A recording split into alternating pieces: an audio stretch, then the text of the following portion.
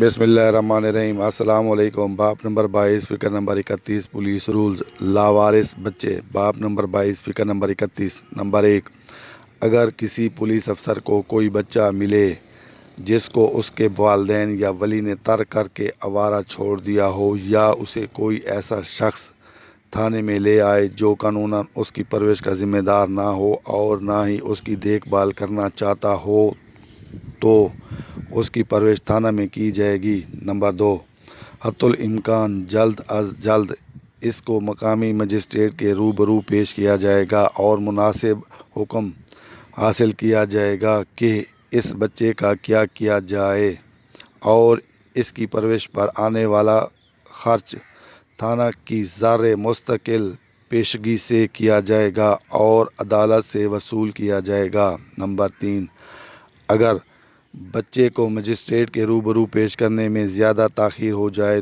تو جب تک اس کی نسبت مجسٹریٹ کے حکم کی مکمل تعمیل نہ ہو، اسے کسی ایسے یتیم خانہ یا دیگر خیراتی ادارے میں رکھا جائے گا جو اس کو پناہ دینے پر رضامند ہو۔